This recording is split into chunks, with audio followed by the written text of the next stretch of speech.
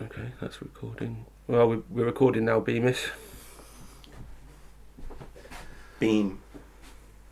Beam for short. That's Beamish and I'm Baleful. So, just so everybody knows. Let's just have this cigarette before we get into the meat of the matter. Okay. Where's the book?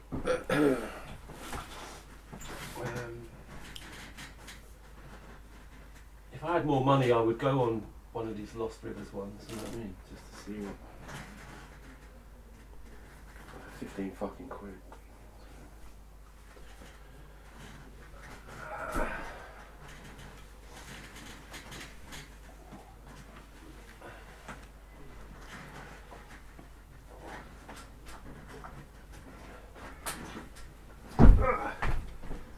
London's Hidden Walks by Stephen Miller.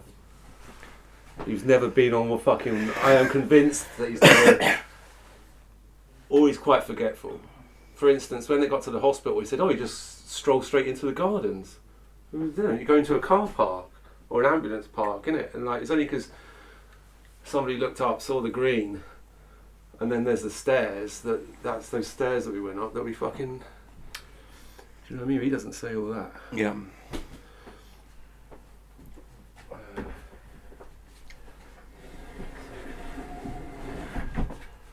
There's photos on the computer. Alright, okay. Muscle memory. I thought I might put some video on as well, but do it like in a sort of. So it's not catching our faces, it just sits somewhere. Yeah, if you want. Our feet or something like that. Okay, I don't mind.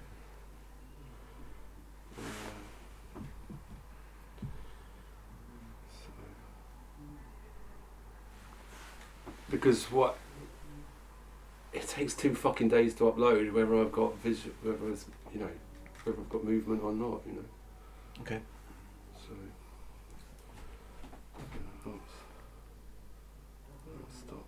Sorry. There we go. It's recording. I'll put it. Where should I put it?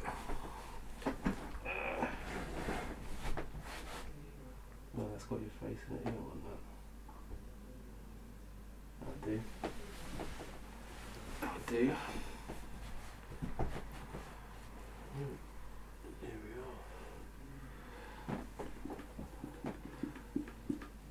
are. Beamish and Baleful's review of London's Hidden Walk.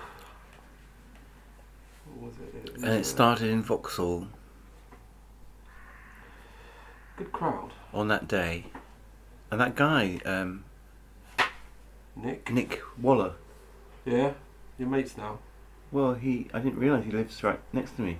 Exactly right next to you. No, not right next to me. He lives just off of Weaver's Field. I don't know what Well, it's like yeah, it's like that is. A field, a park. it's like a big park in Bethnal Green, yeah. Right. But yeah, he was an interesting person. Yeah, he was alright. Yeah, he was funny. He's got a lot of well, he knew a lot of, you know, he was like just telling me about, you know, people that he seems to know a lot of that sort of crowd that used to, you know, the kind of art sort of liggers. Yeah, art, cinema, etc. Yeah, like he knows a lot about what was he going on about, Donald Camel? Camel, Rogue. Yeah. But he didn't know this guy. There's this guy that I befriended on Facebook. He goes under the name of Michael Surrealist Woods. Right. And I think he lives in Notting Hill. And he's always putting pictures up of Nick Rogue. And he, from the photographs, you can tell that he sort of knew him sort of personally. But he didn't seem to know who he was. Well, some people keep their various Yeah, friends but then separate. he knew like David C. West and Simon Ould and all these people. Oh, So. that's disappointing. I have to bleep those names or not. Fuck those cunts. Fuck those wankers. Simon Ould did say something nice to me once. Simon Ould's alright, I think. It must be pretty weird. Yeah, I mean, I don't hate him, but he's just become. He just sort of, as unfortunately for him, he's come to sort of stand for something that's like What is that? not to be What is that he stands for? just being an art ligger. Right, yeah. Because you know, my friend Bryn, who said I invited him on one of these walks. Yeah, he was doing my head in. He said, well, one of his friends, this girl that he used to live with, wrote this book called Liggers. Okay. And it was like she lived with this one. Oh, she's spinning the beans. Yeah, she was sort of spilling the beans all about the whole lifestyle. Is it a lifestyle? Well, it is for a lot of people, yeah. And the guy that she was going out with at the time that she was writing the book is like He was one. he was the sort And he of gets a drubbing, doesn't he? yeah, and he was really pissed off about it apparently. Yeah, but fuck him, because she's the one who did the book and it's out and like. Yeah. So, but then what? I suppose that ended their relationship. I'm not sure, but it was as if she was kind of going out with him to kind of write the book, sort of thing. Yeah. Well, you got the vag, and Well, yeah, hopefully she got the book. that's the payoff. I'd like to do a review of like Chaucer. It's like I'm fucking loving it, man. It's all separate tales by these different characters, right? So they're not really, the tales aren't related, except they might be tangentially, like one tale might be commenting on the tale previous, either subtextually or deliberately, i.e. the character wants to make a point about the last character, you know what I mean? Right. Kind of thing. But there's this like Wife of Bath tale right now. Wife of Bath. Wife of Bath. Bath. Bath the town. Oh right. Wife of Bath. No, because I know. That's serious. No, I thought you meant Lord Bath. He died, I think, a couple of years ago. But he owned that nature reserve. What's it called? Oh, the funny fella. Longleat. The Yeah. oddball, the eccentric. Longleat, and he had the wifelets. He had these wifelets. Many wives. He had a little harem. Yeah. And he had fucking elephants as well. Yeah, no, well, he had the whole thing. He had the whole shebang. That's an ashtray as well. This. Yeah. Right. No, but then I thought you meant a woman who married a bath. Oh. And then I thought, because I did have a bath in here once that I'd found a bath on. What are you looking for? My other drink. It's in this bag. Right. I did have a bath in here once that I was going to use for a piece of performance art, and because I did have a certain woman once perform for me, like banging a sink. Oh, I know. Okay, I remember that. I went to that. Yeah, and then everybody actually, it was my idea, but everybody loved it. They thought it was some kind of feminist masterpiece. Yeah, no, it was good.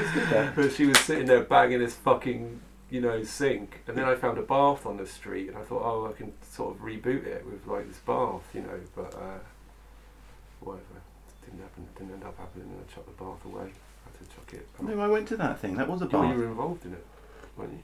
No. I was DJing at that night. Yeah. It wasn't a bath, it was a sink. Was it a sink? Yeah. I seem to remember it was a bath. No, it was a sink. Oh. Power Lunches was a good place, man. It was strange. amazing. She used to book me. She was a nice. She liked me. There were some really good nights there. Is this recording still? Just got to do the check. Yes, 8 minutes, 58, 59. So that's 9 minutes. But anyway, this Chaucer, the Wife of Bath, she is dirty as fuck. She is a scurrilous maiden. I'm surprised that this book didn't get banned or something. It's like, it is so rude. It's like up there with. It's just fucking rude. She's always going on about her quaint, which is a cunt. Right. Constantly, like shagging around and the wily ways of women, And she's only saying the truth. But anyway, I don't want to get down that. I won't do my review right now. Right. Just not to fall into my misogynistic whatever. But no, I'm loving it. It's great. But The Wife of Bath. well, all of it's good. You've got the famous one, The Miller's Tale, where the guy gets the poker up his arse. because he's like courting this woman who's having an affair with somebody else, and he's there singing.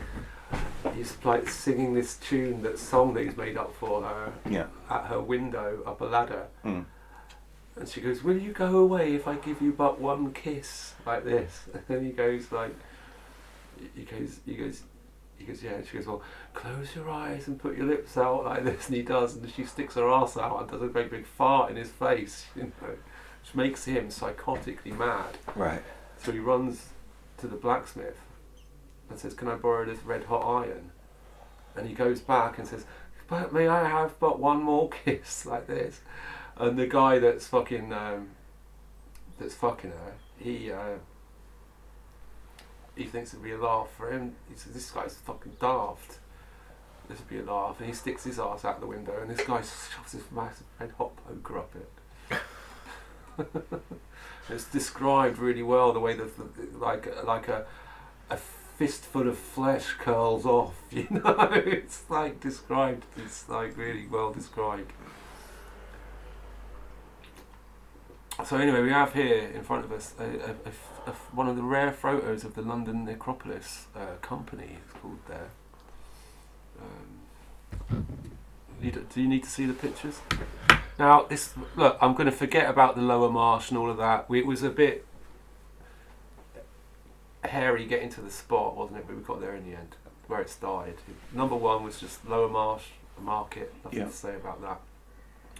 And then bang, like, I don't know about you, Beamish, but I was not baleful when I saw the London Necropolis station. Well, I was just surprised that I had no knowledge of it at all. I had never heard of it. And tell the listener what it is. Well, yeah, it's very, it's a short walk from Waterloo Station, just behind the station, and it looks, this tall, just quite tall. How many stories is it? 3 or 4. 3 or 4 stories high. And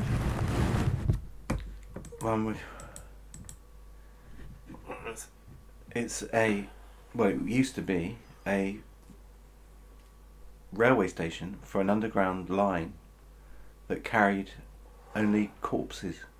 Yeah, it was a train station that went out to a place called Brookwood, who actually liked both. Was it underground or not? No, I think it wasn't. No, it's not. That's not specified. I could look that up. I don't know. It was 18 something or other.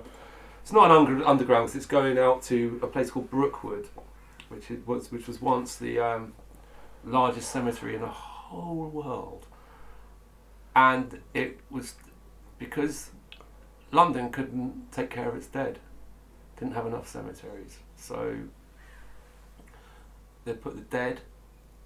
At first, it went daily when it first started, and then by the time it finished, which is about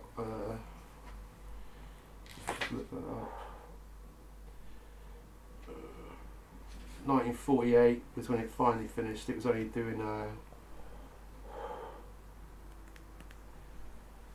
twice. It was actually twice weekly. That's still a lot because London had built up its cemeteries. But anyway, it's just a train full of fucking dead bodies and mourners out to a place called Brookwood, who actually liked both of my tweets about them. The cemetery. So that Brookwood itself might be worth a visit at some point. And that was the necropolis. So it was London to Necropolis. Yeah, if you're, you go, 1 ticket to the Necropolis, please. And dead folk go free. Well, actually they don't, because as you can see here, you have to get a coffin ticket. That's 3rd class, so it had classes as well, depending on how much money you had. And then when you got there, it was divided at which station, and when you actually got to the cemetery, you depending on your religion. So it's like non-conformist or conformist, whatever. I don't know too much about religion and stuff like that. But it was I just thought that was a great start. It's very poetic in a kind of gothic, kind of way. Well, I like the whole idea that you'd have to kind of. I don't know how did it work. You'd get your departed relative. built. It was started in 1854. So would they be coffined up? They'd be all coffined up, presumably. Yeah. And you'd go there. I mean, how would you get there? Like, would that be part of the funeral? To get to the station. Yeah. Would there be like a cortege taking the coffin to the station, and then you kind of get on the train? I mean, I guess the mourners travelled as well with the body. I don't know if they would be if the bodies were all stacked. Yeah. If you're first, I imagine if you're first class, you have a nice carriage all to yourself and your mourners. You've got an open casket. Got a waiter coming round with vol au vents and wine, champers and all the rest of it. It's a fucking party. Third class, you're bunged in a pile. I think you're all in one carriage, and the coffins are all stacked. A concentration stacked in the back, you know. So yeah, that's the train. But getting there, I don't know. I imagine if you're a first class person, you got your horse drawn thing.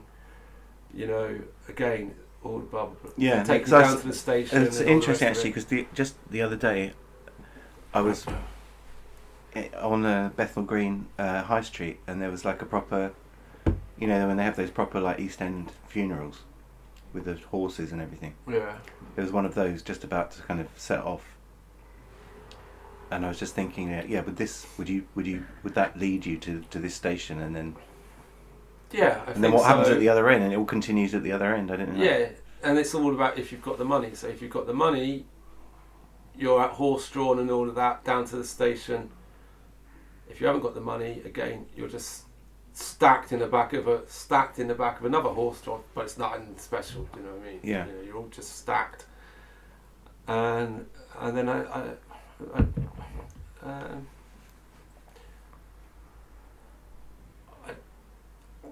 can't really speak to what happens but I imagine it's a similar, you know, thing at the, you know, you get what you pay for, don't you? But the line doesn't exist anymore, is it? It's no longer. No, it got bombed out by the Germans.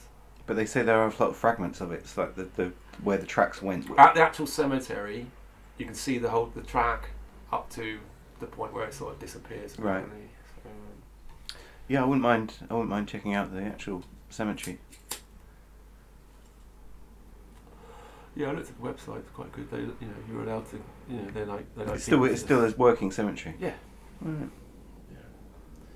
So that was the. Well, I just like the idea of like a death line. Yes. Yeah. It's poetic in a very gothic. The end of the line. Ghoulish. Yeah. Ghoulish way.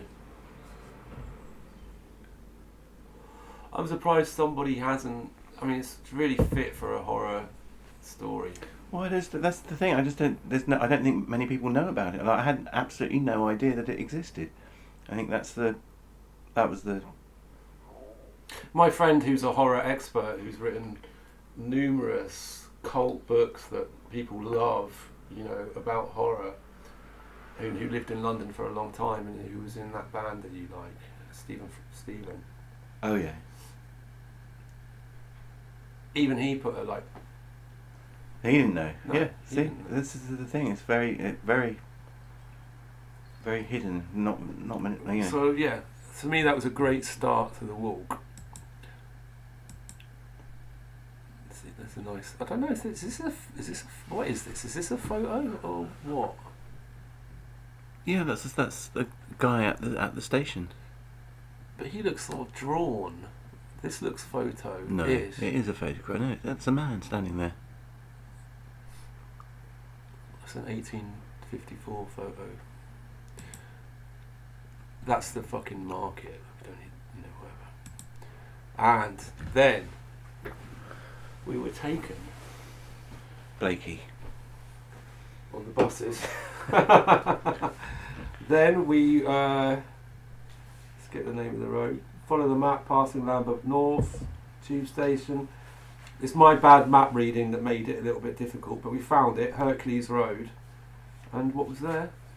The plaque of William Blake on a council block, which I found quite weird because you don't often see these blue plaques on anything but, like, you know, old buildings.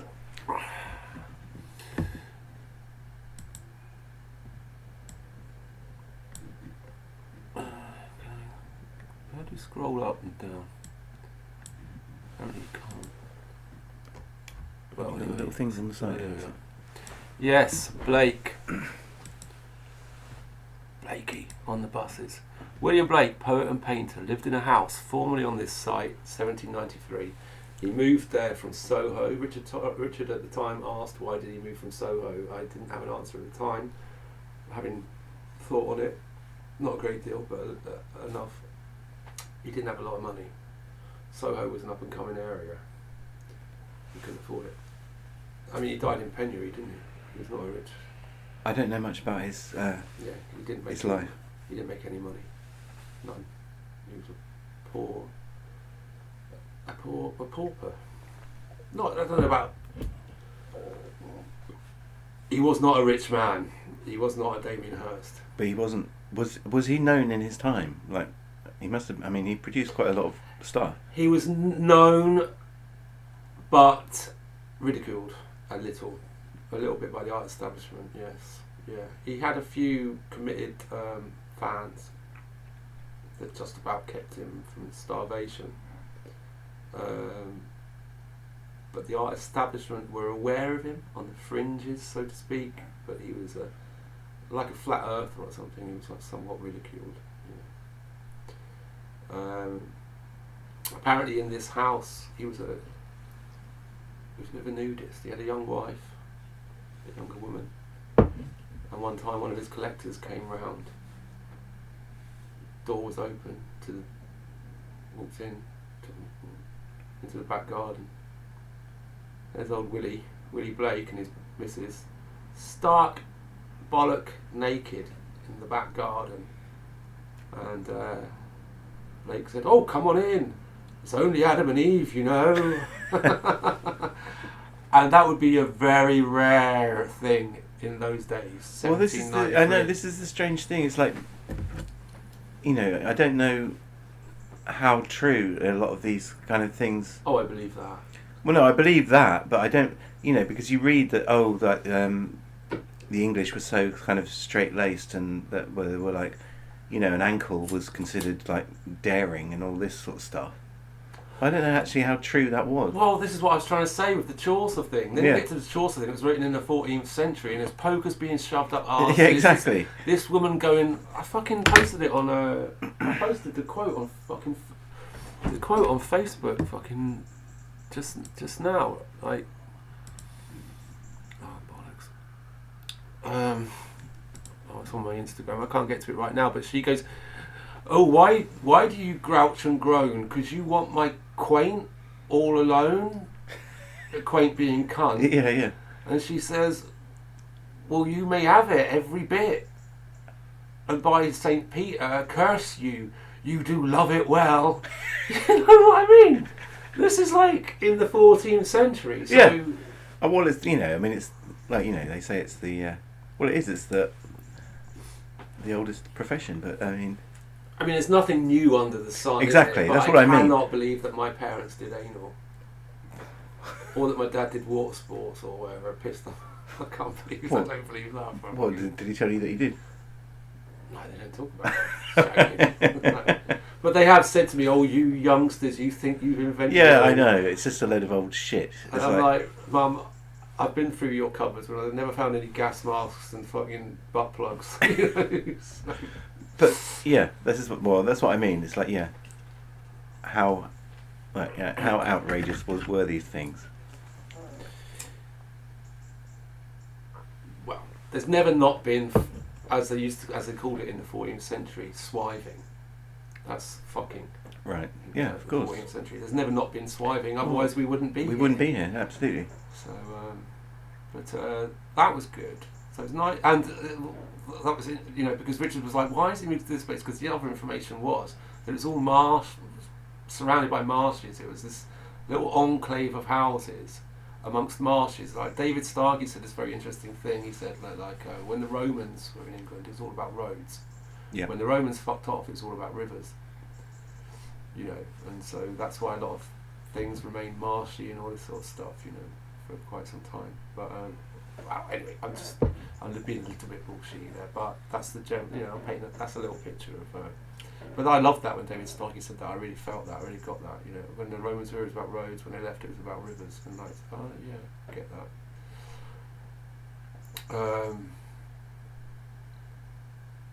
But this was all. It was all this little enclave of civilization, because London was lots of little villages that weren't unified. You know? So this would have been like and they were all fucking thieves hiding in the marshes. So this would have been a kind of you know, a less salubrious part of town. Yes. Yeah. Yes. And there were thieves hiding in the marshes, and Blake himself got mugged a couple of times. You know, well, maybe 2, maybe 3 times. I don't know how many, but he got mugged a few, you know, more than twice. And from what part of his life was spent here? The latter part? Yeah, I think the latter part. He was born in Soho, if you remember, right? In where there now stands that dismal, if you remember, tower block. Yes. So yeah, he was born in Soho. I think he probably finished his days here. I could look to the book. Poet and artist William Blake lived in a house that once stood on this site between 1793 and 1802. I could look up when he died. Should I do that? Yeah. Quickly Google that. Chesty Morgan. That's because I was looking for this Doris Wishman, this female. Chesty Morgan. Chesty Morgan. She kills her victims with her tits. She's got huge knockers. Yeah. Yeah, she was. But I was trying to think of this Doris Wishman, who's this female film director who did like low budge stuff. William Blake.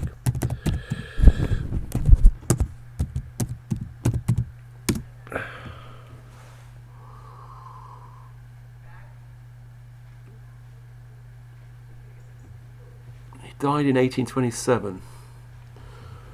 Really? 1757.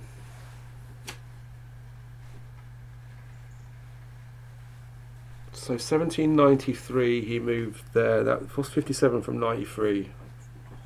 Late 30s. Late 30s, and so he still had another 20 when he moved from there.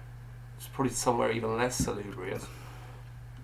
Sorry, listener, we're not going to look it up right now because we can't do a deep dive on William Blake, and we have things to do. I think.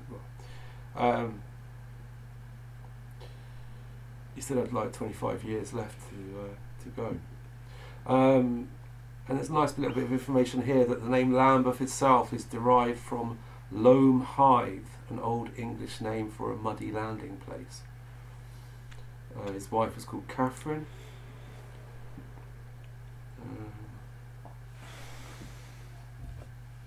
I imagine she was a buxom little squeaker. Thomas Butts was one of the patron that came round to find them naked.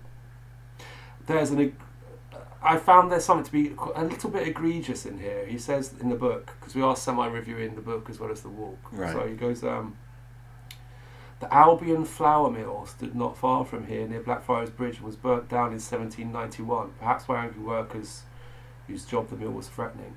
The burnt-out shell of the mill would have been familiar to Blake as he travelled northwards, and it was suggested that this was the inspiration for the dark satanic mills depicted in Blake's famous poem, Milton.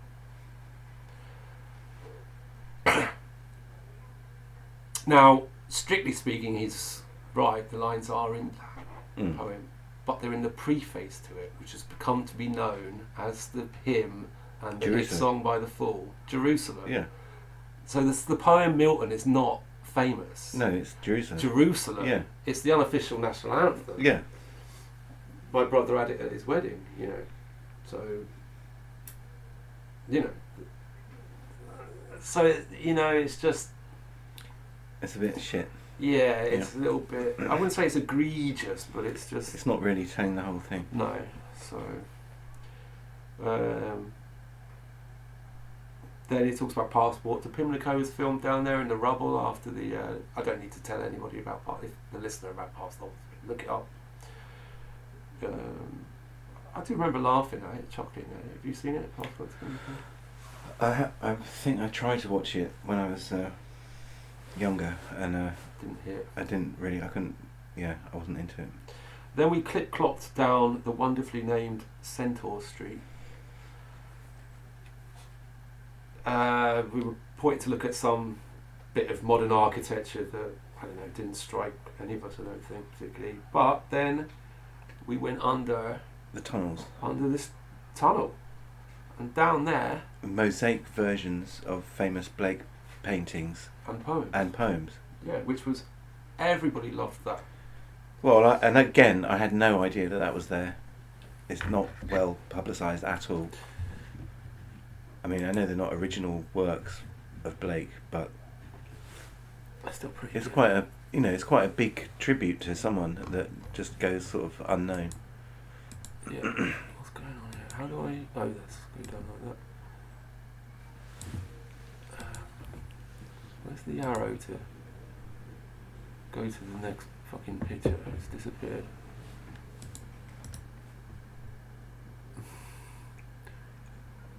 What's happening here? I don't want to do Don't slides. you have it at the bottom of the window? Should be a little like fast forward thing. Yeah, I know, there's a button, but it's disappeared. The button's gone. I just That's just full screen or not. Maybe So if like I go full screen, so like a forward thing. there it is. Oh, yeah. This is that's a nice picture of Lambeth back in the day. I'm not quite sure when, but there's a lot of fucking water. There's some pictures. There's that one.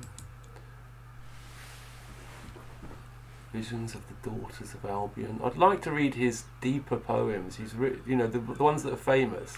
Well, this is the thing. Are deceptively But you know simple, but he's written the poem. he's got an epic poem that's like written in his own. It goes into his own language and his own, because he had his own. He was a visionary with his own theories about the universe and God and stuff like that. I know he was kind of he was quite a sort of spiritual kind of guy. But the whole premise of Jerusalem is that's that Jerusalem Jesus is came, in England. Well, there's a myth that Jesus came to England and planted his stick in Glastonbury or something. Right, and that's what it's about, is it? It riffs on that, yeah. It sort of launches from that point, yeah. Because he was a strange guy, yeah. Yeah, but he's got these really complex poems that I've never been able to, not applied myself to, but I may well bung it on the list. But my list doth grow ever longer. Those are The Sick Rose. Yeah, That's one of my favourites. Well, they rip it off, don't they? That band that you like. Oh, Rose, thou art sick. Well, I've got this poetry record that it's got a woman. She's reading it, but she whispers it. Oh, really? Yeah. She goes, "Oh, Rose, thou art sick." It's a little bit creepy. Yeah, it's good. And I just know. Well, that's where I first heard it off this record, and it's like a BBC introduction to poetry record. And this woman whispers it, and it makes it extra kind of creepy. I will look for that online, and if it's there, I will insert it at this point. Well, I can give you. Oh, Rose, thou art sick. The invisible worm that flies in the night in the howling storm has found out thy bed of crimson joy, and his dark secret love does thy life destroy. I can do you a copy of it, maybe. But he had this interest in insects. You know, he did The Ghost of a Flea. Yeah. Which is what my sort of particular favourite picture of his. Yeah. And just the idea that a flea would have a ghost, and it wouldn't be a flea; it would be like this, like muscular monster. I always found that sort of fascinating. But what size would that muscular monster be? Would it be flea-sized? Well, yeah, exactly, exactly. That's the thing.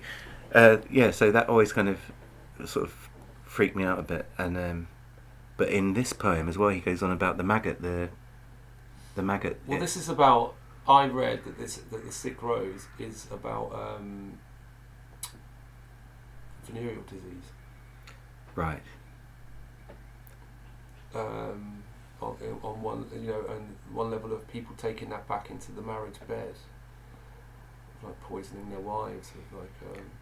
What does he say? The A rose thou art sick, the invisible worm the that invisible flies worm in the night. Yeah, that flies in the night. Found out thy bed of crimson joy. Yeah. And its dark secret love. That dark secret something does thy love Destroy. Yeah. And I'm not even looking at it. That's just in my mind. Yeah. So anyway, everybody loved this. I thought this is a great cheap date. You know, you take them down here. All you got to do is pay the bus fare. If that, to say, Yeah. come on, you know, They could do with walk in. cleaning it up a bit. It's all a bit grubby.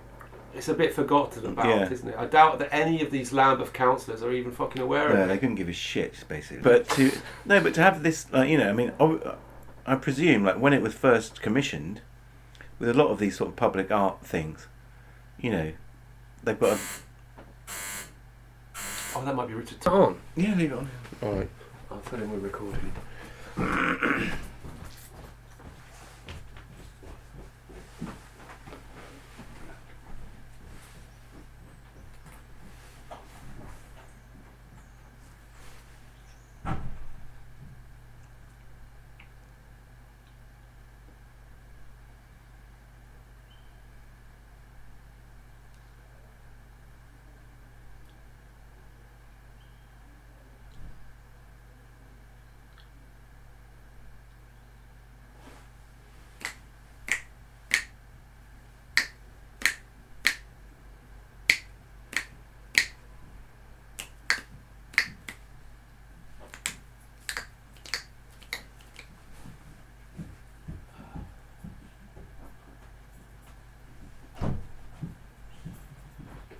Yes, Beamish, I was right. It's Richard. Oh. Yeah. Guess what, Richard? I lost fucking 20 quid last night. What pay you for? I lost £20. How? I had it in here loose. I must have put my hand in to get something else. Or it must have just come out like... I'll give you another. No. Where? Plonk you down. Have to plonk you down here, Richie. We've got to Blake's Tunnel. That's where we've got to. You alright for a drink, Richie? Do you want a little bit of High Commissioner? Oh or- yeah, I'll be alright. Let me give that. I'll give the glass a little wash. I'll get my little cold. Is that mine?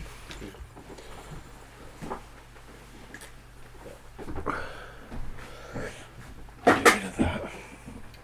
Is this one done? Done.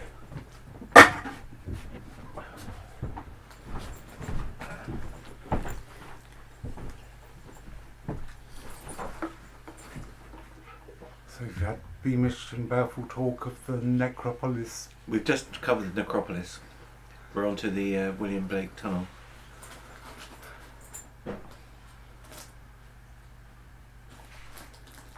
Is it like the tour yesterday with all the chopping off heads and things?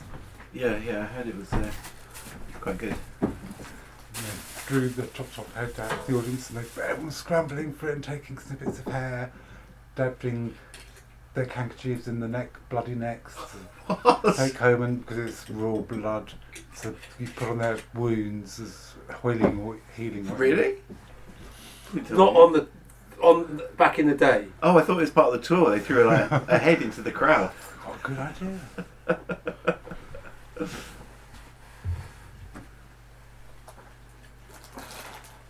So we're on William Blake's Tunnel.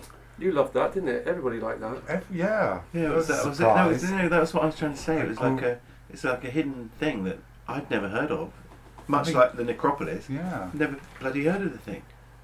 But it's just, you know. Initially grim, and then you realise it's full of intricate artwork. Well, this is the thing. It's just saying it's been kind of like abandoned almost. It's like just it hasn't been. Doesn't look like it's been cleaned in a long time. It's all like grotty. But I'm saying. Beamish over here started slagging off the immigrants, saying they're coming over here, they don't give a fuck about our history. Excuse They me. don't give a fuck about our history. Yeah, that's what you said. No, but I was saying no, but because I was on a panel. I was on a panel for public artworks. Like I was a judge on the council panel for public artworks in Hackney Wick. Oh. And the amount, you know, they get there's loads of money for like this sort of thing, and it's you know, it's there for the taking for like, and there's, you know, there's always kind of all these proposals come in, and they normally always choose the thing that is the easiest option. I saw it happen because I thought there was all these grand proposals came in, like for these. It was a tunnel actually. It was like a tunnel in Hackney Wick, and there was all these kind of like really interesting things that were being proposed, and they always chose the thing which is the cheapest, easiest, least maintenance kind of project. They'd always choose that one over everything else. I mean, this doesn't look like it cost a hell of a lot of money, Well, yeah, but no, it's effective. But it just does seem forgotten about. Yeah. We were saying we don't think probably the current Lambeth councillors probably don't even fucking know about Yeah, they it. probably don't even know it's there. You know, because he was saying it could do with a little, you know, Yeah, it could do with a up. spruce, Yeah. some yeah. lighting perhaps, you know, just so people know it's there. There's no even indication that it's there. I hope this is making too much rattling that I'm doing with my tobacco now. You're right. I mean, I'm always baleful, so I'm always full of worry.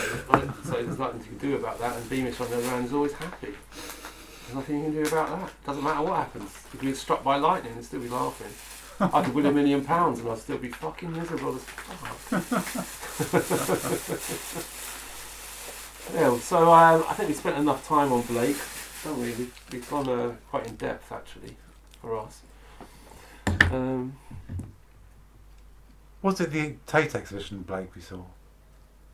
We did go to a Blake thing, but it was horrible. We were pushed. It was one of these big exhibitions, a huge queue, and you just got.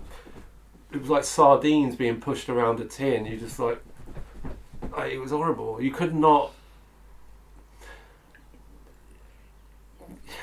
You need time with these things. You know what I mean? Art needs time. This is why I don't really get on with art galleries in general, full stop, because like you have to sit with a picture. Okay, it has to hit you enough. It has to have an instant hit with you, but you have to like sit with a picture. You know what I mean? I think maybe that's just because I do my own stuff. I'm like,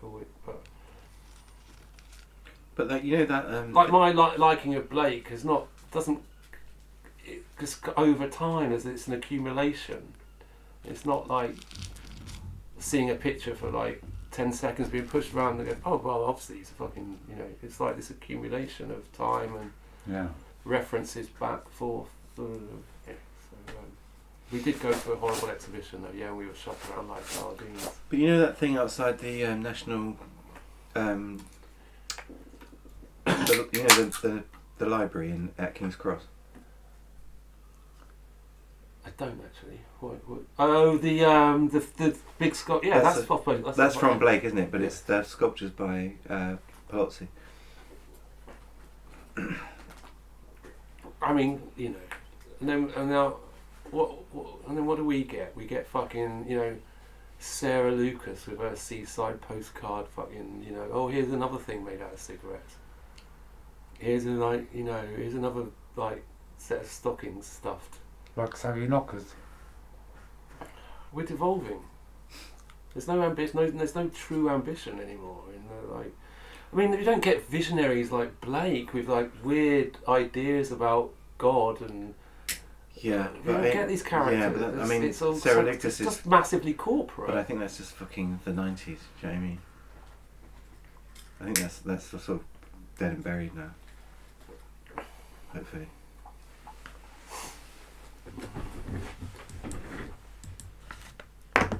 This is my photo of the wrong building. The actual building is the one on the. Oh, was that the one we were supposed to be looking at? Yes. Oh, really? Yeah. This is about the music halls, isn't it? Canterbury House. It stands on the site of.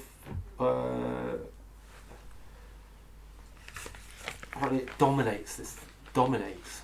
You see, it doesn't look like it dominates, but it Well, says I it think dominates. that one's more. Yeah, the other one's more dominating. Yeah. But, of what used to stands on the site of what used to be the Canterbury Music Hall, one of the earliest and most important music halls in Victorian London. Originally a public house, impresario Charles Morton turned it into a major place of entertainment. 1850s that could host 1,500 people, revival traditional theatres. Morton earned himself the nickname of Father of the Halls. By World War One, cinema was coming in and theatre was going out, so just a little nothing to write home about particularly there, unless you're an aficionado of music halls and all of that. But we were in good spirits. Well, I do like when I've been to the remnants of what's the one in East London? But yeah, not particularly. Well, David mentioned something stuff like the Wilton Music Hall. Oh, yeah. Is that the one you mean? I think so. That's still running. You could do a tour of well, you'd have to have a Charabanc or something. London Working Men's Club. I don't know. You could do bite-sized things. Like I'm really into St Ursula and that at the moment, and she's got a church that we actually visited on one of our the remember that city one? Yeah. Yeah, so she's based St Ursula and the 11,000 Virgins. She hasn't got a dedicated. I looked it up. She's got a church in London, and it was down when we visited it on the on that city tour. So that could be a bite-sized thing that I could have. No, bite-sized things, but like, well, just one thing where I go really in depth. So you get 45 minutes about St Ursula and this church. Well, you know what I mean? Why did she have lots of virgins? Because they needed to breed up in France, breed Oh. British people in France, because we'd taken over a large part of France, and we needed to populate it with British people. This is how the legend goes, with Britons. This is around the 6th century or something like that, AD, after Anno Domini. And so that's why they were all sent over. And, you know, the truth or untruth of the legend is, like, you know, debated. But she's become a saint just because there's, I don't know, something just resonates about it. But anyway, that was, you know, that's that. So yeah, we were all in good spirits at this point, weren't we? I don't think there was ever a moment where we weren't in good spirits on this one. It was a good crowd. Then we got to St Thomas's Hospital, named after Thomas of Becket now, which I can attest you. Who was Thomas of Becket? An old historical person.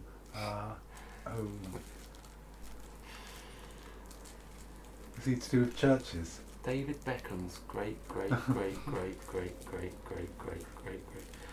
Yes, he was the Archbishop of Canterbury. He'd fallen out with the king at the time. Look, listener, we're not historical experts, so this is all, we're psychotic amateurs, and you know, so if you're tuning in, you're not coming necessarily for our expertise, you're coming for our enthusiasm. So Thomas of Becket, he fell out with the king, and you know, this is very poetic. You know, the king sent 6, I think, soldiers in, or knights, and they slaughtered him in the cathedral while he was doing his whatnot. Lambeth Cathedral, what was it called? No, Canterbury would have been. But anyway, the hospital was founded in the 12th century in Southwark, where it was originally part of the Priory of St Mary Overy. Later refounded by Edward VI on a secular basis after Henry VIII had dissolved the priory. His father Henry VIII dissolved the priory in the 1530s. Development of London Bridge Station, forced hospital to move in 1862, and it reopened here in the early 1870s. So he goes, oh, you just walk down into the yard, and you just go straight into the garden. Well, that's bollocks, wasn't it? Because you walk down into like an ambulance car park. Yeah. You're like, what the fuck? If we hadn't looked up and somebody saw the green, goes, what's that up there? And then somebody else saw the stairs, which I had seen earlier, but I didn't. Anyway, somebody else saw the stairs. Yeah. We would have been like dumbfounded, you know, we wouldn't know what to do. So he's Maybe it bad was all directions closed there. for COVID because that's the COVID area. No, there's no way you could have got to that garden Yeah. without following these Oh, yeah, directions without yeah, going up those yeah. steps.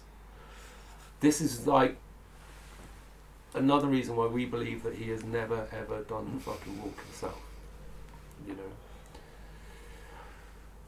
And then there's the nerve.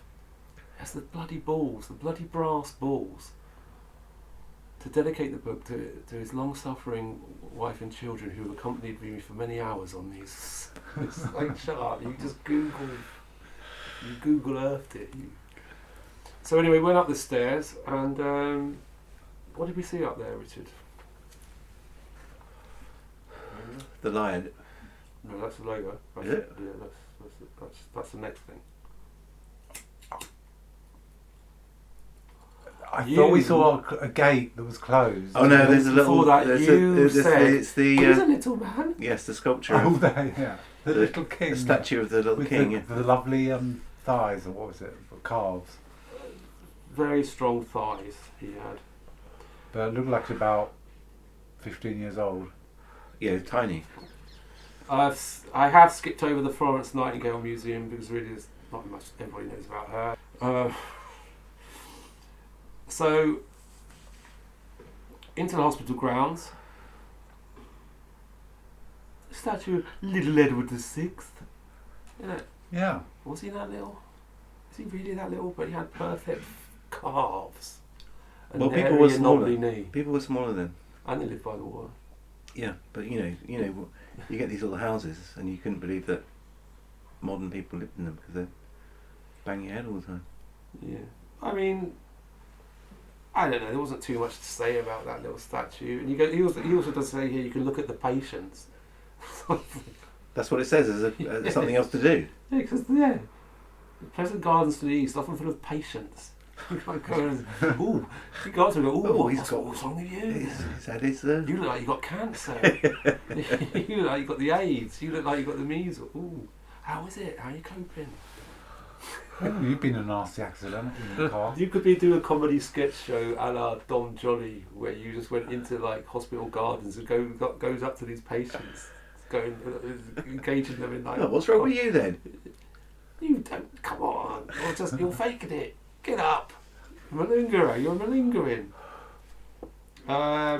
We didn't see many patients. It was a bit cold, I think. Was it cold? I was warm Oh, enough. it was sunny, actually. It was wasn't sunny, but there was no. I didn't see any patients. I There saw- was no one in their hospital gowns. It was a bit empty. Yeah, all this all the hospitals are overflowing with poor COVID. Yeah. It's all fucking load of old bollocks. Maybe they're all isolated and not allowed out. What's that a picture of? This is an old. This is St Thomas's. Is that St Thomas's? There he is. Look, Yeah, there's your little man. tiny little man. I should have shown you the pictures. Does that inspire anything? Anything more to say? It's a bit of a banal background he's left standing against. But he was the king. Yes. Yeah. Which king was he? Edward VI. Edward VI. He's the one who founded the hospital. Oh right, okay. It could make an effort with the surroundings. This sort of tiled alcove with some like manky window. It's like people just don't give a fuck anymore. They give half a fuck. Yeah, Mm. They give a like, oh, all right, it's like an afterthought. yeah. Mm. Yeah, we'll put him there. Was that the original site of the hospital, or did it move? He got moved there. And then he sent us to the Lion that used to be red. And here we are. Follow the back to Westminster Bridge, looking out for the Lion. It's made of Cody stone. He then goes on to Cody. It's named after the woman that invented the. He goes on to this boring list of all the stuff that it's made out of. It used to be red. It's a lovely lion. But it was moved. It wasn't originally there, was it? It was moved. It was moved. It used to originally stand outside the Red Lion Brewery beside Hungerford Bridge, and it was moved here in 1966 after the brewery was demolished. So is it painted red? It was painted red. I think And so. it was made of weatherproof. This recipe she made for weatherproof stone, was it? Concrete, wasn't it? It was some stone that is very... An artificial ceramic that was famously weatherproof. And then if you want to read the ingredient, I don't want to make the listener endure that. But I think, I personally think they should paint it back red. That's what I thought as well. That's what I said. And then Ian said, they wouldn't do it because it won't fit in with the current aesthetic. What is the current aesthetic? Everything's just boring. But then it might end up looking like one of those stupid cows that pop up every year. Well, I know. I think if it was originally red, it should be red. That's my electric meter going off.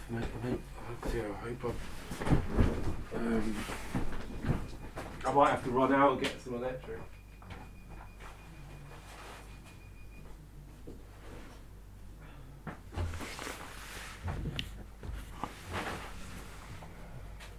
No, that's tablets in large pictures, not laptops. Oh no, we're good. That's good. I'm just gonna have a piss. Alright. I think it would look good. Bright red. Like London bus red. We should start a petition. Repaint the line. You probably do it as a kind of, like a guerrilla artwork, Yeah. and no one would be able to say anything about it. You Like could just... all those ancient Greek sculptures were supposed to be brightly coloured. Yeah, they were. Yeah, they cleaned them all up. But you'd probably get away with it because you could just say, oh, well, this is how it's originally intended to be.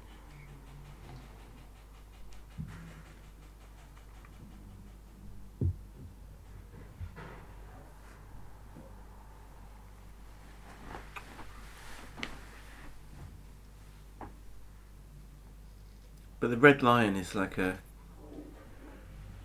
That's like a... it's a classic pub name, isn't it? The Red Lion. Yeah, yeah. Is Lots that of because Red of the Lions, Is that yeah. because of the brewery? What? The Red Lion is like a classic pub name, isn't it? Yeah. That's, pardon me. I do think I'm gonna have to get. I hate glasses, so I'm gonna have to get a magnifying glass.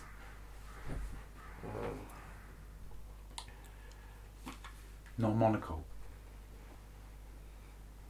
Yeah, you get monocle. Right, and then I just close one of my eyes. Yeah, be like what's his name? Patrick Moore. Patrick Moore.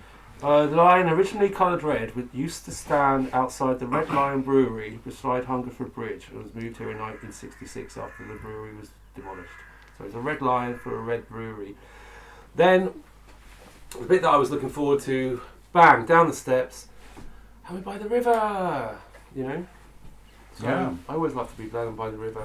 But it wasn't there. It was all blocked off, wasn't it? We couldn't get to what we wanted to see. Because there was a COVID hearts thing. I don't know if that's particular. Anyway, that's the statue there. It's quite nice actually. It would have been Yeah. nice to actually get to it because that is how the other statues should have been done. I mean, it's got, it's a romance. You're back in time, aren't you? That's I am anyway. Just looking at that picture, it's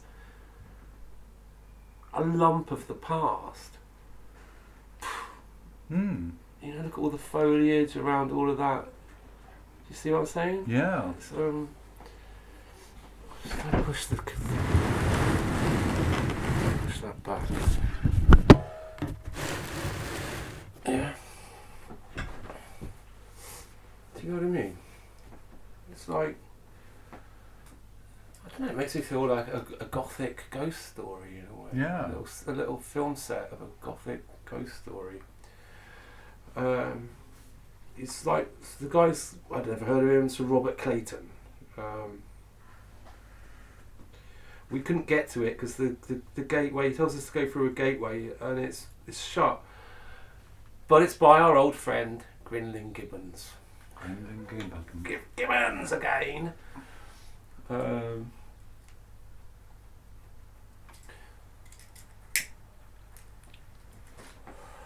Gibbons was discovered by I can't remember whom, but he found that out on the other tour with Ian and the young, whoever I can't remember his name now. CJ. But Grinling Gibbons, 1648 to 1721, became the finest sculptor and woodcarver of his generation. He's best known for his work for Sir Christopher Wren, particularly at St Paul's Cathedral, and there was a lot of that.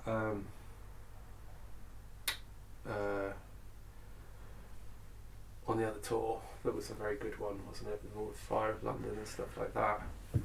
And then, well, I'll wait for a moment because we won't slide back. And then,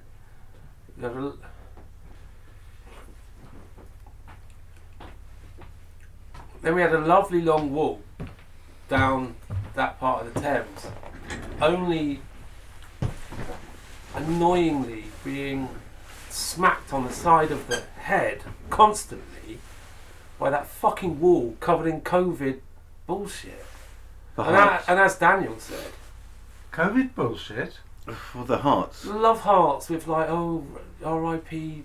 You know, all these Uncle made Dave. up people. Uncle Dave. It's all bollocks. There never was an Uncle Dave. Did you not? Did I you not thought they were remember? real. I felt sad for those poor people with their mums and dads and grandparents dying. They died of. They didn't die of COVID. They all had comorbidities. All of them. They died of something else. And now you have got this mawkish. As Daniel, I felt. Look, we're allowed to disagree, but as Daniel said, What? this is vandalism, and that won't come down. That won't wash off. That'll be there for 20 fucking years. Just. I don't know. Well, Did it go on and on for a long time? It did go on and on, Richard. But there was lots of blank ones. That's what I found weird. It's like blank ones, like waiting to be filled in. Yeah. There you go. See? Did you hear that, Richie? It's not some. That was not some.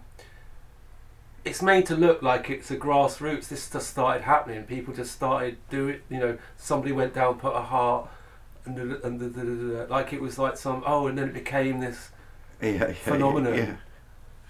It's not some. There's been like some cunt's gone like, let's just stick all these. Yeah, it goes, oh, there'll be another one along in a minute. It's just absolute. But you were moved by it, were you, Richie? I was moved, yeah. I nearly had a bowel movement, but that's about it. But that was a nice stroll where people got to know each other, because we had a large group, didn't we? And That was the everybody best knew each attended, other. I think, so far, I think. Oh, of course it was, yeah.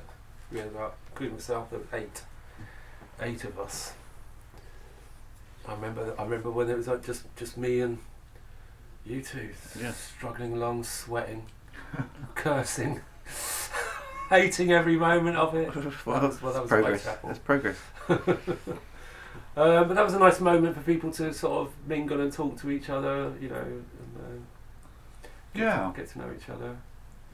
Although, Yeah, who was that guy? That guy, the tall guy. David, Yeah, because he was telling me like when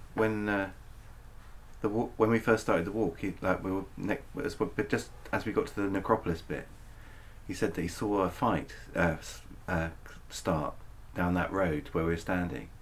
He said, "Oh, there was this fight. I remember coming down here, and there was a fight outside this pub, and this guy was like having a go at this girl, and he's like going to sort of hit her or something." And he said, "I was just about to step in, and then I realised he's only got one arm." I thought, "Oh well, I'll leave you to it." yeah, you can still swing with one Yeah, arm. well, that's what I know. But he said, like, you know, normally I'd do something, but because he only had one arm, I thought, well, it'd probably be all right. That's pretty good. He should be a stand-up comedian. He needs to find. That's not a vocation, so to speak. Are we still? Keep doing the checking. Yes, good. And there, lovely picture. Are you transported? Yep, I That's remember. a statue we couldn't get to. It's like a lump of history. It's like a Hollywood you know, kind of gothic. I was going to say, what's her name from Gone with the Wind? Whatever her name is, Scarlett O'Hara, sort of having a moment down by the statue. You know, I can kind of see that. But anyway, so we. Then we were taken to the Garden Museum. Does anybody here? Now, this was another highlight. But before we get to the highlight, I can hear your stomach. That's going to be on tape. I don't care. You don't care. Your rumbling stomach. on tape. I think mine just went then. The two rumblers. Before we get to the main feature, which is the eccentric graves, what else does anybody here remember about the Garden Museum? It was that the contents were pilfered. Was that right? Some guy took the whole collection and passed it off as his own or something like that.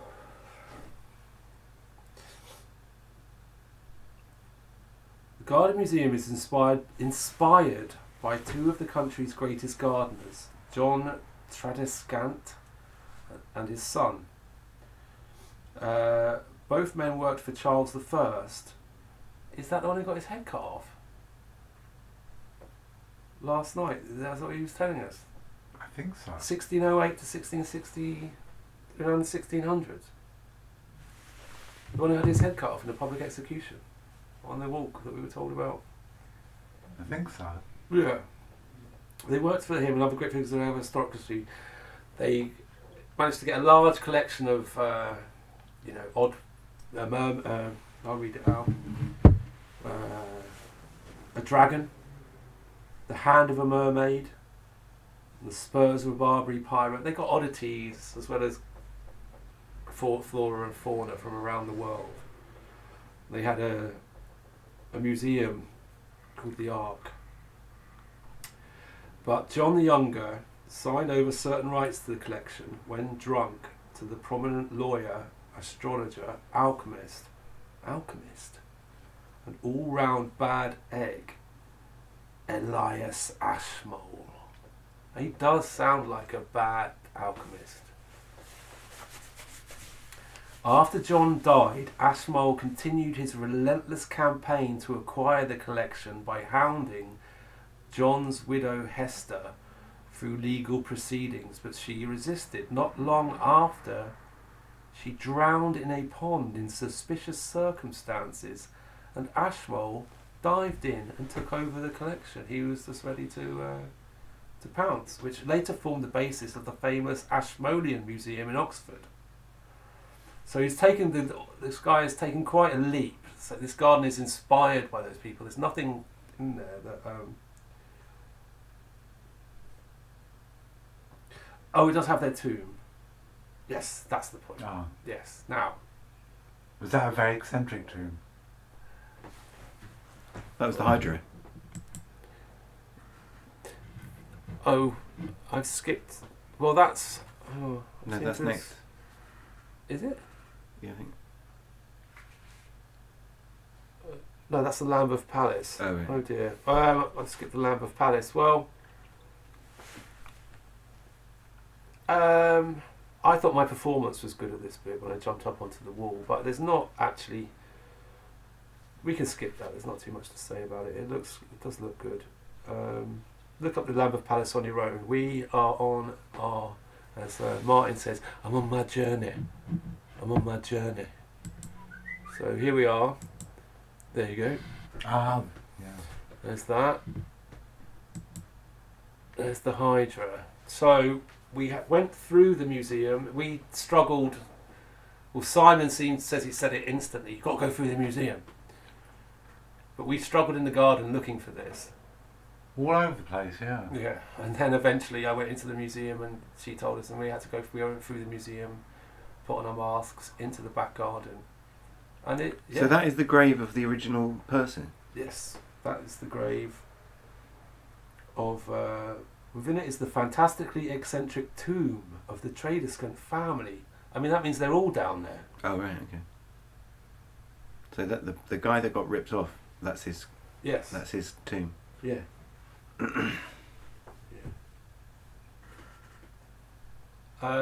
Describe what we're looking at then, Si. Right Well, now. it reminded me of. If you know the Godzilla movies, I fucking have to cut that.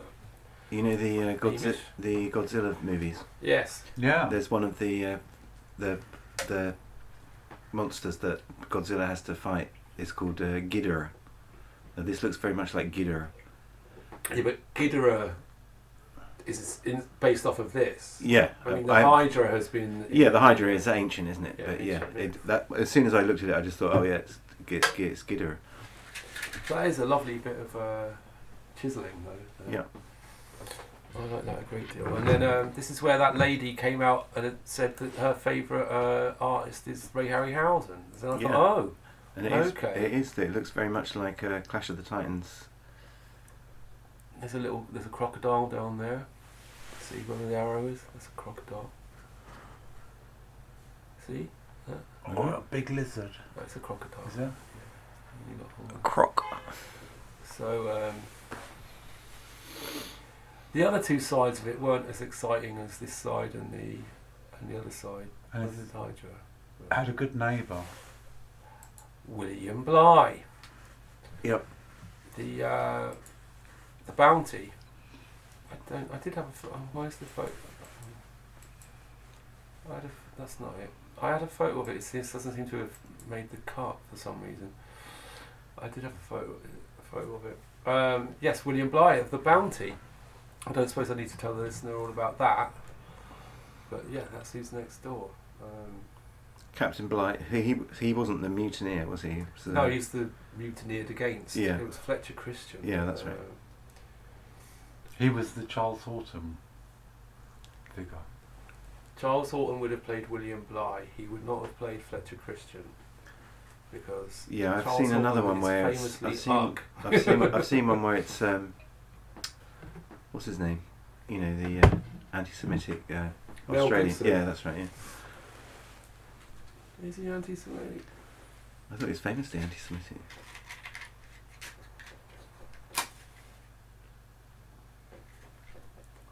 Have you heard the tapes of him arguing with his wife? No. You haven't? Oh man, it's a comedy classic. It's up there with it's better than Derek and Clive.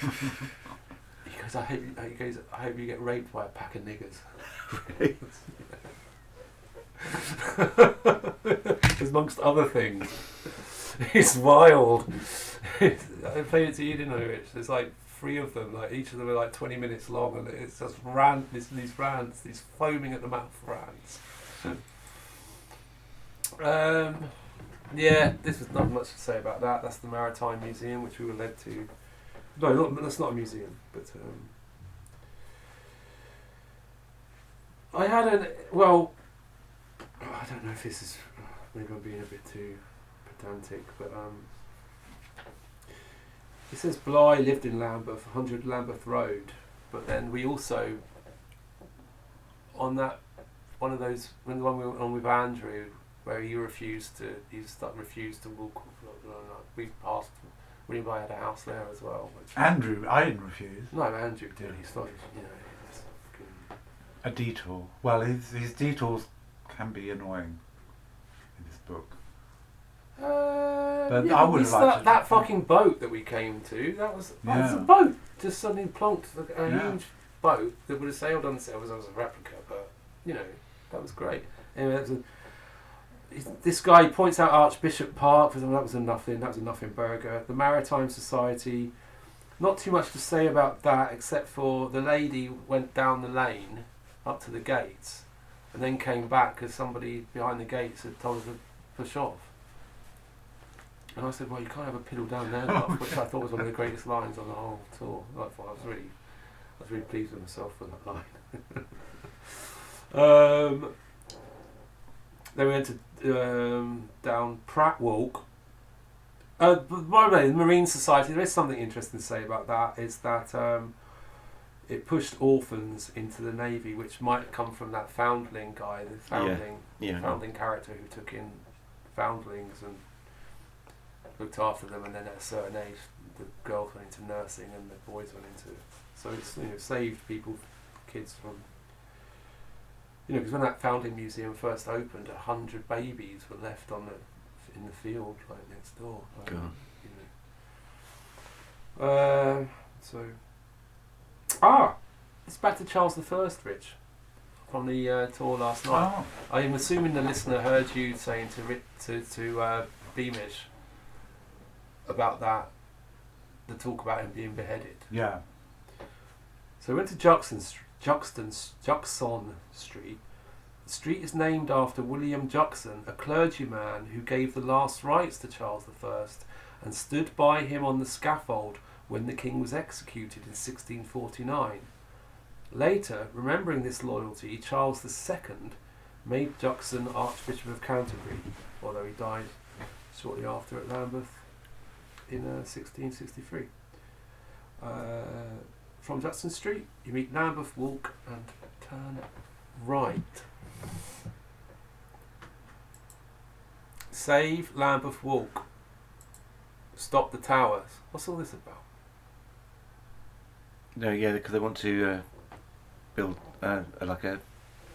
some luxury flats there, I think. On the Lambeth Walk. On the Lambeth Walk, yeah. Any evening, any day, you'll find us all. What were we doing, Beamish? Doing the Lambeth Walk. Oi! I mean, Beamish does Baleful better than Baleful. I'm just gonna. Don't worry about these pauses, listener. We're just the natural pauses. You can cut the pauses out anyway. That makes it too. I can't be dealing with all that fucking editing. Go natural. You got to know, but on my sound editor thing, it's got a silence. It says remove silence. You can just remove all silence. Really? On Haven't your you got- PC. Just automatically removes all silences. No, if you have like a threshold on recording, right? And if the threshold goes under a certain level, it's categorised as silent. And so on the waveform, if you just click remove silence, it just cuts all the silence out. On what program? Cool Edit Pro. Oh. Is that free? Yeah. You could probably come up with some. That could probably do some. Is distortion the right word? Not this. It could alter a conversation quite significantly. Yeah. Well, no, I use it all the time because if you're looking for specific sounds, like sometimes you have to if you're recording something, you have to wait for this thing to happen. It just cuts out all the waiting time. I got this old recording of. I've got this record, and it's about when when the currency changed to decimal. The BBC made this record called "Going Decimal," and it was for businesses and just the general public to get used to the decimal system. And they were like explaining like how it's all going to work and like changing over from the old money. And you put this through. And there's this certain clip on it, and it's like a pretend. It's like a woman going into a shop to buy something, and it's set up. It's like not real. And it's just going, oh, well, what? How much is this going to be? And it's going, oh, that'll be £2.50, please. And he goes, oh, right, okay. So I've got 250p's, and they're explaining like how to use the new money. Right, but what effect did that have? You No, putting it what through I this did, thing there was on this it? bit where there's like chinkling It's of. the new money, you know. You know, That's no, the end, they use I it. don't know. I didn't use any of the voices, but I used the sound of like chinkling money, like when the money is being put into someone else's hand, and it's like the money from the hand into the till. And I cut out all the silence, so it's like one continuous noise, like. So you get it compressed Right. with no silence. That was interesting. I'm going to use this moment to do a shout out to our regular listener. Shout out Liam, all the way over there in Does Liam listen? GDR. Hi, Liam. He regularly listens. He listens to them all. All right, cool. Hi, Liam. Well done. I hope it all I hope you're washing your knob for, because you know what, I hope all that works out for you. Okay. Now, at this point, there was a rebellion because there was a mutiny. Because he says turn right, Yes. and Daniel wasn't having it. Daniel said, no, come down here. Yeah, no. And in fact, I was like, well, you have to, if you want to go down there, you have to put me in a fucking boat and you put me in a dinghy and it's like, send me off, mate. Cause but then in the end, I was like, fine, all right, let's go down here. And I'm glad I did actually, because this guy says it's a banal street these days. And it's not just banal, it's psychotically banal down that little lane. Back down the other way, left. It was like something to me. It was like one of these 60s, like The Prisoner or something. No, but I'm The sure banality something has been filmed down there because I recognised it. It was banal as fuck.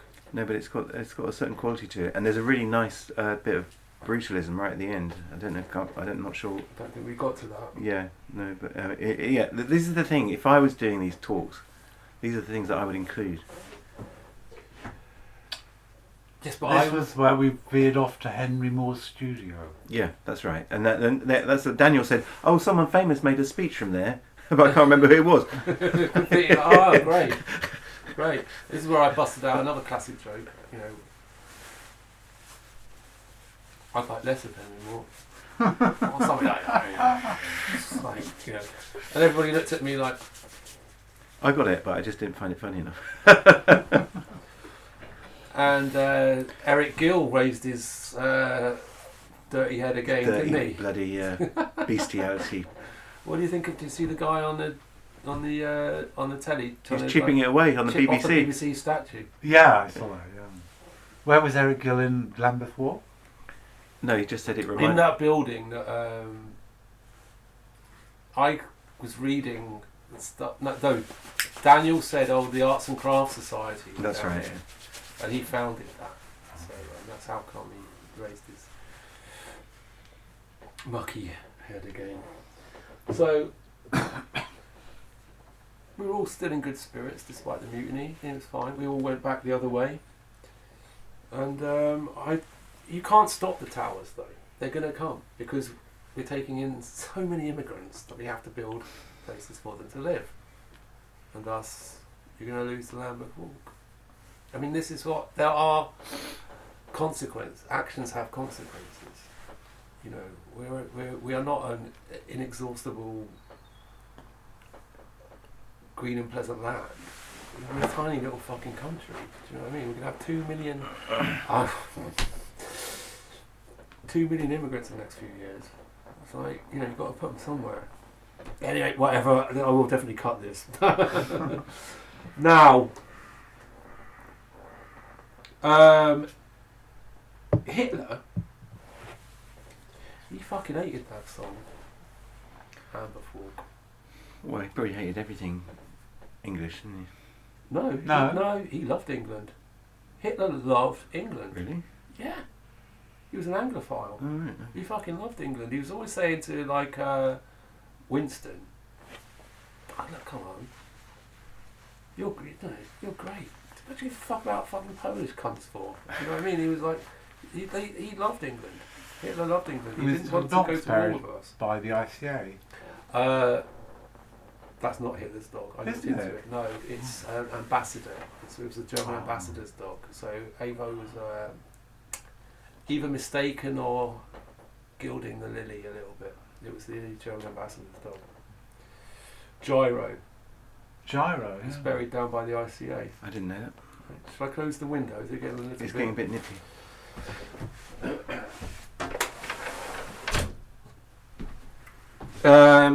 Here we go. Back to the book. Lambeth Walk, which featured in a 1937 musical, Me and My Girl. Never seen it. Have you, Richard? No. I've not seen it. Richard likes musicals. It's probably public domain. It's probably on the YouTube. Inspired a jaunty Cockney-style dance that became a craze in England, America, and elsewhere. It became so famous and allegedly immoral that it attracted official criticism from Germany's Nazi party. During World War II, a British propaganda film edited footage of Hitler and other Nazis so it looked as if they were dancing the Lambeth Walk. Upon seeing this film, the Nazis' own propagandist, Joseph Goebbels, ran from the screaming room in a terrible fury, foaming at the mouth. The bloody English! The bloody English are picked up with their bloody sense of humour! The bloody men... bloody making jokes again! You know? It's like, what no bar, it's very like that. Before World War II, Hitler's fascist ally Mussolini reacted rather differently, flying a female singer over from London to Italy to have her perform the song just for him.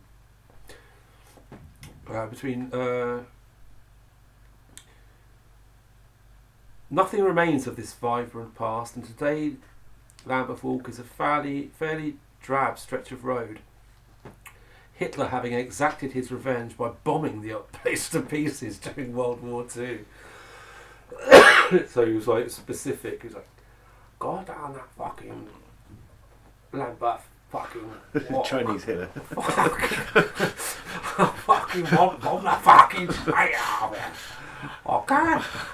Yeah, Chinese Hitler.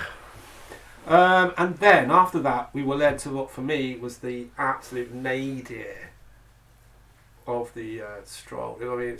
It's like from the heights, and then suddenly it was like, vroom. Like, oh, what was it? Oh, that Modern Artist Museum. Damien. Oh yeah, right, okay, yeah. Boring Newport Street Gallery. I thought you said you quite liked his last exhibition, the underwater stuff, wasn't he? Yeah, I mean, I like the guy. I mean, come on. The Newport Street Gallery. What the fuck is visionary about that? Can you imagine William Blake having all that money to have a fucking gallery and calling it Newport Street Gallery? No, he'd call it like something fucking, you know... Goes to the Flea Museum. Yeah, something wild, something out there, something inspiring, Which we something first that makes noticed you... with the imitation blue plaque. And he had a fucking imitation blue plaque on it. You're not allowed to have those until after you die. But he's like, oh no. But I think that was a Gavin Turk artwork, I think. Well, he's another fucking arsehole. Actually, I don't so much mind Turk. You know, I mean, I haven't looked. You like him, don't you? He's a nice person. Yeah, he's all right. We'll give him a little. So we will pass. What, as Wittgenstein said, you know, what you don't know about, you must pass over in silence. So that's what we'll do with the Newport Street Gallery, because Newport Street Gallery tells me nothing. In fact, it makes me depressed. I've never been in there, actually. So. No, this is why would you? Because it's just called Newport Street Gallery. I mean, what the fuck is inspiring about that? Nothing at all.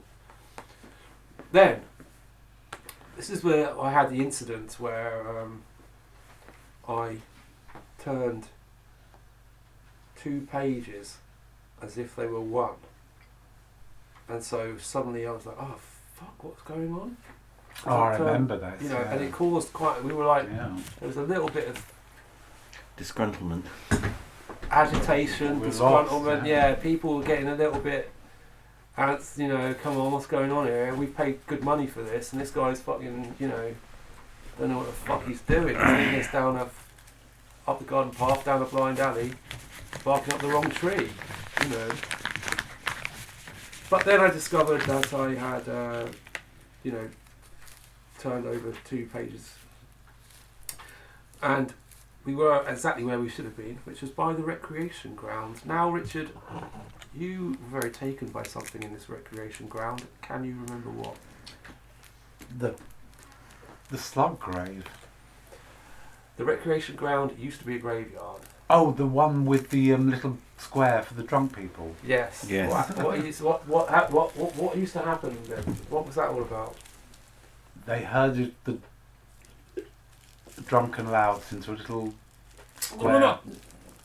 Not drunk. You have to be disorderly as well. Disorderly. Okay. Drunk and disorderly. You Yeah. Drunks. Okay. They penned them into a little square. They did, till they penned them summed in. it up. I think they should reintroduce that. I think it's a good idea. Little stone slam. Yeah, and they'd probably be like packed in there like sardines on a Friday night, you know. And it also had the. Where are we? Oh yeah, this is when the moon was, and the aeroplane and the moon and the tower are all lined That's up in a right, row. But it doesn't matter. Yeah, look, it's just like, you know, it's fucking communist. And its lack of. That reminded me of, Imagination. you know, Factory Records, the logo. Yeah, but even Factory Records resonates a little bit. You know, Factory Records. There's you know, it conjures something. Newport Street Gallery. Like, Yeah. what? It's just so banal. Anyway, there we are. Look, Oh yeah. that is the grave of the Ghost of a Slug. giant woodlouse that on more than a couple of occasions saved William Blake from a drubbing by muggers, and thus it has got its own cigar-shaped grave. And much respect to the giant woodlouse of the marshes of Lambeth back in the day, doing its sort of Batman thing, saving people from, you know, a drubbing. Here we are, the Windmill pub. Significant because it's named to sort of remind one of the 3 windmills that used to sit in that spot, because London was very, very different back in the ancient times. You've got an ashtray there, so you know, it was like lots of little villages that had not yet been unified or joined up. And lots of marshland in that area. Lots of marshland. Lots and lots of marshland. As I said to Simon earlier, David Starkey, the historian, the band historian, came up with a, you know, a very resonant line that when the Romans were here, it was all about roads. After the Romans, it was all about rivers. It's just like, you know, very precise. You know, you get it. Yeah, works for me. Yeah. So, you know, it's just a little minor little stop, this pub. Anyway, I suppose if we were, it wasn't open though, was it? No. Then we came to the Royal Dalton Pottery Company. It was confusing because he called it, in the book he called it, he goes, continue on the junction with Black Prince Road. On the corner is an office block that once served as a showroom, one of the factories used by the Royal Dalton Pottery Company. But it did not look in any way like an office block, did it? No. This is another piece of evidence against him ever having done the walk. Yeah, it's kind of red brick. It reminded me of St Pancras Station. With these nice purple glass globes stuck in it. Yeah. Yeah, it was weird. I liked it. Daniel called it fussy Victoriana. I said to him, I said to him, you're fucking fussy. It was nice. You know, I don't know that there's a lot more to say about it. If you're into pottery and all of that, then look it up. I mean, I'm not, but it was a nice building. The facade, the outside facade was very nice to see. We turned left and got to the Beaufoy Ragged School. I don't think I took. I got a picture of that. The Ragged School. Yes, this is. It was like a over little. the It's a ages. gallery now. Ragged School. Yeah. It was a school set up by a philanthropist, the Beaufoys, and children, poor children who were usually working. One day a week where they could educate on Sundays. So they had school lessons on. It was that, and it's now just that bit. Yes. Point again so Richard can see. Yeah. Was this all that remains? So, you know, they were doing a good thing for the people. And now it's the Beaconsfield Arts Centre, which has a pleasant cafe if you need a break. Then we continued along Black Prince Road. Yeah, the Black Prince. Yes, the Black Prince. Named after Prince Edward, son of Edward III. Why was he called the Black Prince? Not because he was black, but because he had Black armour. Yeah, which really resonated with me. I thought that was super cool. Pardon me. I would have liked here. He could have dropped in a little anecdote about the Black Prince here, because I looked him up and apparently he was quite a fucking terror. He was not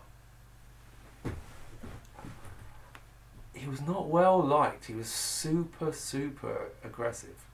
But to say any more, I would be bullshitting now. But I got that impression from scanning the Wikipedia. Junction with Tyers Street. I don't know. He just points out some flats that stand on the site of what used to be a workhouse. So there's not too much to say about that.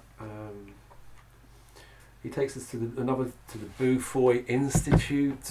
I mean,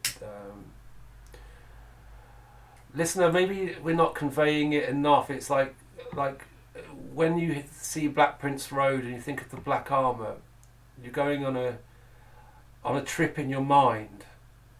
So while that might seem like we've just passed over it quite quickly, for me at least, I was having a sort of a trip in my mind thinking about that and stuff like that. So you have to. We're trying to. It's. You might think, oh well, what now they're on? They just went up a road called the Black Prince, and now they're at this a boring building. You know, there wasn't too much to say about this. This is the Beaufoy Institute, but it's like the way that your own mind plays with you. You know, and you're playing with your mind in a nice way. You know, to sort of trip out on like stuff. So this is just it just took us to the Beaufoy Institute. The Beaufoys who founded the Ragged School. He talks about its facade as an excellent example of the terracotta tiles and mouldings characteristic of the then fashionable arts and crafts movement. We'll pass over that quickly. This building is due to be redeveloped by a charity connected to Prince Charles. Appropriate given he is a descendant of the Black Prince, which I don't know about that. Anyway, then he said, retrace your steps. And we came to some more mosaics, and these are mosaics of the Black Prince himself. I quite like them. They're not. They're not great. Online, I tried to find a. I mean, that one could be. I mean, again, it's a place that needs a spruce up. I tried to find his black armour online, but I could only find drawings. So maybe it doesn't exist anymore. Then we found ourselves back at the river, the Albert Embankment, where I sat everybody down. Beamish had a minor spaz at this point. I need a drink! I need a drink! No, it's because we just walked past that pub. And I was kind of hoping. Oh yeah, we sat in those nice chairs with the awnings over the top. Yeah. They're not awnings, They're they're boats. boats. Oh, boats. Yeah. I mean, I should have pointed them out at the time, but I was just staring at them thinking, oh, that's good. But they're like old boats. Oh. You know? And plonked you there. And this, now, Beamish, you really, once you'd calmed down, you really got into this bit. Can you remember why?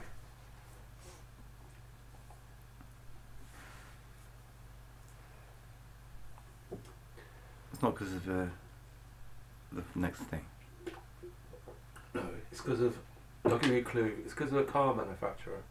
Oh, Vauxhall, yes. Vauxhall was the weapon. Was it the weapon that he used? Alright. It was a fork. Wish I had another Was it a night. fork? It was a scythe. A scythe, that's right. A scythe. And that is the logo for Vauxhall cars. At this point, let's go back to the book. At this point, it's worth explaining that Vauxhall is part of the borough of Lambeth. The name Vauxhall originating from a 13th century French mercenary known as Fawkes de Brent. That's why I thought it was a fork. He Forks. acquired the name after using a scythe, That's which right. in Old French is Fawkes, Yes. to kill a man. He founded a house or hall on Lambeth marshes. It's Forks And Hall. Fawkes Forks Hall Hall. eventually became Vauxhall. Vauxhall and then Vauxhall. The Frenchman's emblem was a griffin, adopted by Vauxhall Ironworks when founded in 1857 on Wandsworth Road nearby. This business became Vauxhall Motors, which moved to Luton in 1905. Now owned by General Motors, Vauxhall cars still bear the Griffin logo. That's right. Yeah. So that's a journey. That guy, this fellow, Fawkes de Brent, he would have no idea that people have been going around in like motorised carriages Yeah. with his name on. Like, he doesn't give any dates here. Of 11th, 13th century. He would have had no idea. He would not. The car. He wouldn't even have dreamed of a car. It just goes to show you, you know, how like insignificant little things become legendary. It's similar to a line that I took from, I think, what's her name? Jane Bowles is the better writer than Paul Bowles.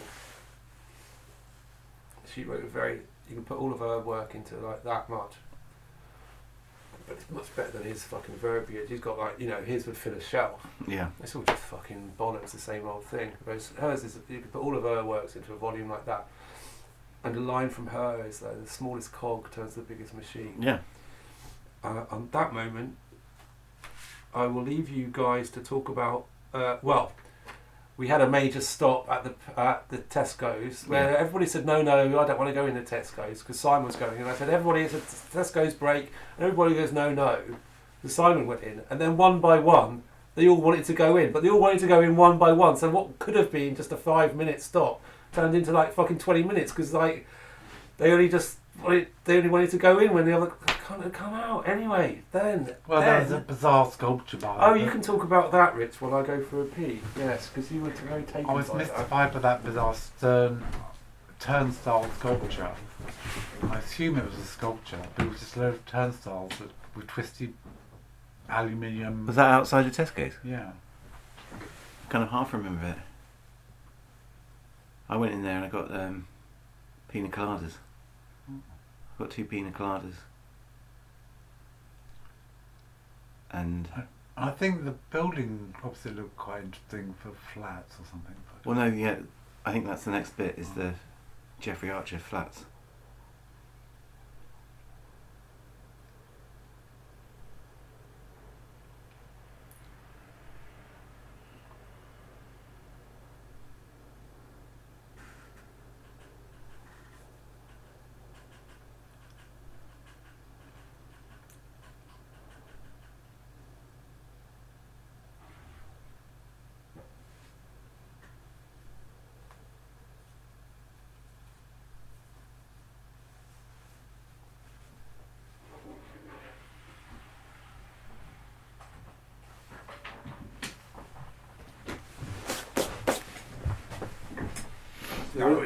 Simon didn't really particularly remember the turnstiles. I can't remember the turnstiles, No. but I remember buying pina coladas. I bought 2 pina Getting coladas. caught in the rain. Yeah, I bought 2 Ding, pina ding, coladas. ding. It's a good song, that one. And Sung by James Whale. yeah, James Whale lookalike. We're doing well on time and it's still running long. So after the Tesco's stop, if it was up to me, we'd just go pound the pavement. But because anyway, it doesn't matter. But once you stop, it's very hard to start again. But Jeffrey Archer. Peninsula Heights. And the same flat was also used for something else. film. Oh, John Barry He Yeah, lived John there Barry. as well. John Barry lived there as well. John and in the same flat. John and Jeffrey, Not at the same time. but they. Didn't they? They didn't live together. And this is it's funny how fucking Jeffrey Archer comes up. This again, because he famously has his shepherd's pie and champagne parties. Yeah. He was on the Mayfair walk as well because That's where where he he- picked up the prosy. Yeah. Which led to his downfall. Yeah. It wasn't really a downfall. What he got? Did he not go to prison? I think he went to prison, but it's, I think he didn't like finish him off. No, but he's not a politician anymore. No. He's not on the telly. Or No, anything but he like still that. sells loads of books. Do they still sell? Do they? He I'm doesn't not- write them. The building also features in the hit film. You're only supposed to blow the bloody doors off. Right. The Italian Job. Yeah. Yes. He's got a very big Andy Warhol collection, Jeffrey Archer. Has he? Yeah. Does it say that? The 1960s, perhaps best known for being in her home with disgrace. He lived in a penthouse over in the Thames. It was John Barry. The penthouse contains Archer's art collection. Yeah. What is a penthouse? It's like the top, the flashiest one. So it's a whole floor. Yeah. Next door is Tintagel House, which housed the main police computer in the 1970s. Then he gives some splurge about some 1970s. I like that. That reminded me of like like those 1970s when they have those, those 1970s computers when it's just like a big wall. It's got like some sort of reel-to-reel tapes and lots of buttons. The $1 billion brain. Yeah. I imagine that sort of thing. Yeah, okay, that's good. I like that. But he starts going on about some terrorist group, the Angry Brigade, and I can't be bothered to read all that. They're now largely forgotten. They exploded 25 bombs, but most Oh, of yeah, just the Angry damage to Brigade, property. We went Glasshouse Walk, named after the huge glassworks that once occupied a substantial area just to the south. The glass produced in Vauxhall was world famous, beginning in the 1670s under the patronage of the Duke of Buckingham. And one piece of glass the same as another piece of glass. You look through it. It's like double glazing. I suppose back in the day when they were working out glass, some would be a bit more misty than others. Well, no, there'd be like glass blowing and stuff like that. Sculptural glass works. Okay, so I'm just seeing sheets of glass. Well, I don't know. window. I mean, I don't know in what capacity it was. I don't know what they did. Okay. Then he takes us to Vauxhall Pleasure Gardens, which surprisingly I really tripped out here as well. But Yeah. it's I don't want to read all this to the listener because it's I like painful the for way. me. I remember he said they used to do candlelit walks for you to follow. I like the idea of candlelit walks. Yeah. Well, the Vauxhall, that garden that is there now, is not the same as what it was. It used to be so big that 60,000 people took part in a fancy dress celebration staged there in 1786. The garden was formed by Jonathan Tyers, whose street we passed earlier, in 1661. So it was so big, 60,000 people could hang around there. Doing candle walks. Handel, Music for the Royal Fireworks, was debuted there. Orchestras, fireworks, candlelit walks. The Battle of Waterloo was reenacted by 1,000 soldiers, and you would have had obviously a crowd that would have been 10 times that as well. So, Pepys. Dirty Little Pepys was the regular visitor around there. I won't read his quote, but he loved the place, but he refrains, or the author of this book refrains from, because I'm sure Pepys would have gone, he didn't just go down there to what we know about Pepys. He didn't just go down there. He was down there for a peep. He was he was down there for more than a peep. Managed to get my hand on Mrs. Jubilee's privates. She did not take my hand away.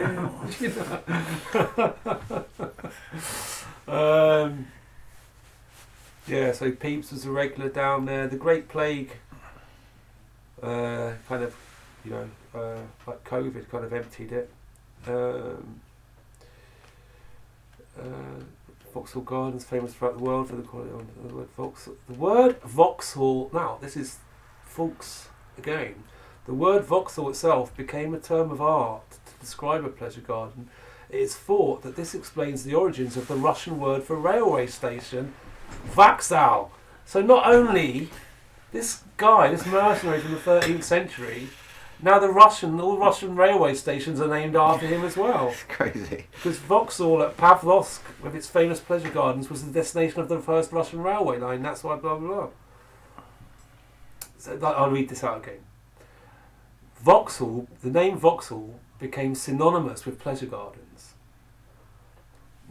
And because the first Russian railway line went to a pleasure garden called a Vauxhall, it became the thing to call all railway stations Vauxhall. Yeah. So that's like, and this is just some minor mercenary With a scythe. from the 13th century with a scythe. Dickens was down there. Everybody was down there. It was the place to be. I'm not reading all of that. We've given you a sketch of it, dear listener. I would implore you to do some independent research. You might have a little trip. I had a little trip myself. I was like, You don't have any a little old postcard. drawings of Vauxhall Gardens? I thought like I was in a little postcard, That's Peninsula Heights. That's Tintagel.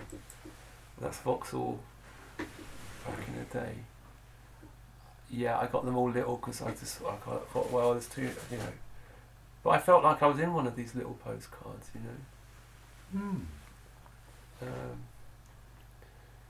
I mean, is that...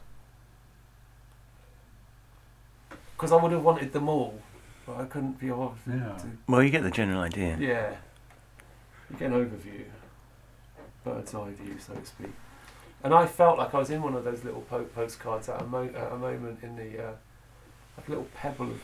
It's a shame they haven't got any of those arches or anything left. There's nothing left of it now. It's just a bit grubby land, isn't it? Vauxhall City Farm. I didn't bother with that. Move over that.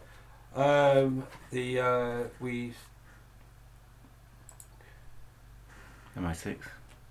I like that picture of it. Then imagine standing on that court. You would know that you were involved in something in that little courtyard there. You'd be like, I don't know. And the interesting thing about that, cost 250 million. And this is where we thought, this is the Mandela effect. This is a different timeline, because he says in 2000 it was hit by a fucking missile from an anti-tank missile fired by a dissident Irish Republican group. And none of us could remember that at all. I'm like, well, were they in a little dinghy on the Thames? I mean, where did So independent research again. Royal Vauxhall Tavern. Let's pass over that. Let's not talk about that. Do you have anything to say, Rich, about that? Is it MI5 or MI6? MI6. What? Royal Vauxhall Tavern is MI6? Fucking hell. Now, I mean, that is really well hid. That's what you call undercover. Royal Vauxhall Tavern. Yeah, you like bang on the dark room with like the whole floor opens up and you're in James Bond land. Anything to say about this? Done many a show there with David Hoyle, and about to do a show with Adam Clifford and his theatre group at Vauxhall Tavern on the 12th of February. Okay. Now, people were people were tiring out at this point, weren't they? And you did actually. Well, I knew, but people were starting to say, "How much bloody longer does this?" Because we had been walking for about. Well, we did the math, and it was at least 4 hours that we were walking, wasn't it? And you said, we're halfway through. But I knew we weren't. Yeah. I knew we were nearly at the end. Huh. I was just teasing, just to wind people up. We found ourselves in this Bonington part of town. Shout out Bonnie, if you're listening. Bonington Square. I'm not going to I mean, do we have... You guys speak on this area. Well, this I met from. We remember going over went to or towards the river. Was this where we are? No, this is prior to walking back toward the river. All right. I can't remember this. Do you not remember we went into this little garden? You were like, shine the bloody light here, Baleful. We went into a little garden far from the mountain. It was like a little tropical garden that we went into. It was nice with all the trees against the skyscrapers. And Oh yes, because it was pitch black. Yeah, that's People why. would be, there was a lot of there was a lot of sort of. It was like bickering it was going like on, a sort of bickering. hippie, It's a little like a bit- leftover hippie thing. Well, Squatters. Richard has gone in there for knee tremblers after, because Vauxhall's very gay. But well, also Adam Clifford, who I mentioned earlier, did his naked yoga classes in the Bonington Cafe. right, which yeah. passed. Well, that sort of thing. Oh well, we're about to get to the Bonington Cafe. You never mentioned that on the wall. Really? We stood outside it. We did, which is, I mean, there's not much to say about it apart from it's apparently managed by one of Mick Jagger's daughters. So then Adam will know her then, yes? I don't think she was managing it then. One of Mick Jagger's daughters showed me her cunt once. Which one? I can. I'd have to The look at the back picture. Which cunt? The one under her arm. I don't know which. I couldn't know her name. It was when I was in with the fashion people. Well, not in with them, dating. What's his face? But it's because her mate. I was dating him, and he made me show her my dick, and then I said, I feel a bit used, objectified by that. Which she was mortified by and insisted on showing me her fucking hairy Oh, minge. Makes the story a bit more equitable. Moralising from Richard Torrey. Amazing. And people were starting to bicker in this square, and I had to look, stop. Please. 10 seconds of silence.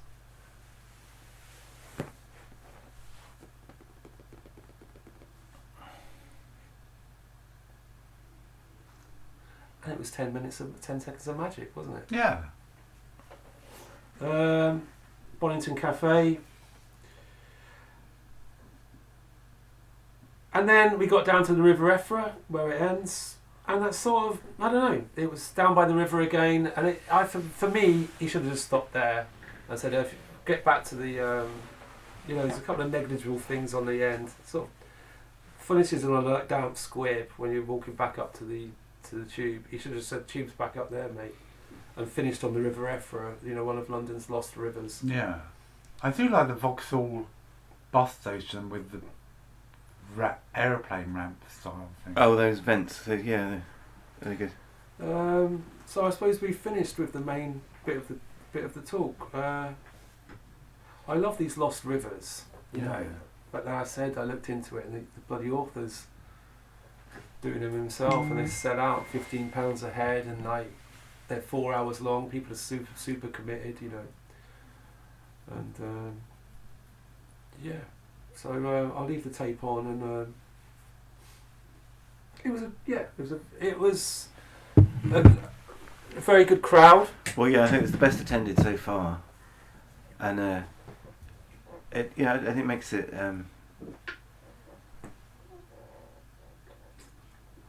You feel like it's a bit more.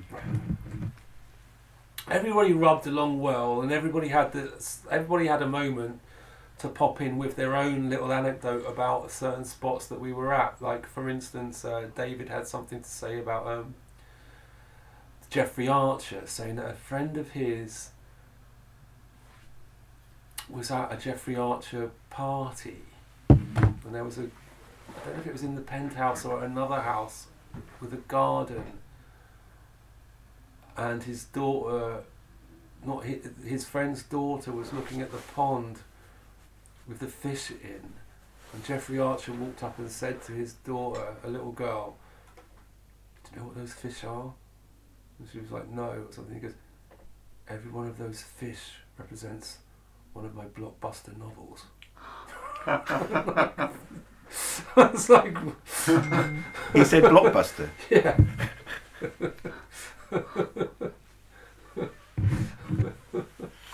So You're dinging a lot, Beamish.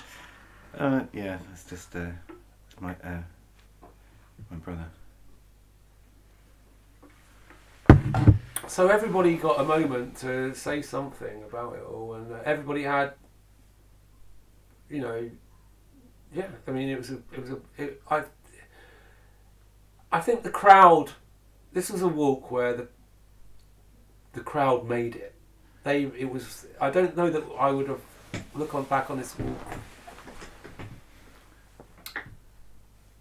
with so much fondness and nostalgia. If it were not for the crowd, it was a good crowd. It was lovely. You know, it was great to that have. guy Ian, like he's my friend on Facebook. I've never met him. Well, he came to down the that club that we were doing things at. Yeah, Transhuman Express. yeah. I have no. Well, I can't remember seeing him. No, he came down to that. But anyway, and I never met that guy Nick before. No, but he lives right next door to me. Yeah. Oh. He lives just round the corner from me.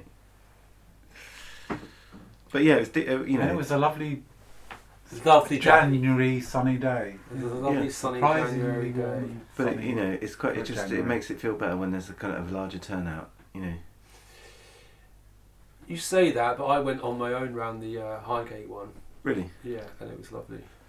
And the Mayfair one was lovely with the two of us. Yeah, Mayfair was great as well. In fact, David went on it yesterday and he said it was good. Really? He went with his mum. Took his mum on it. He's got volume 1 of the books. Oh right. Okay. And he said he's going to take his mum on the Mayfair one.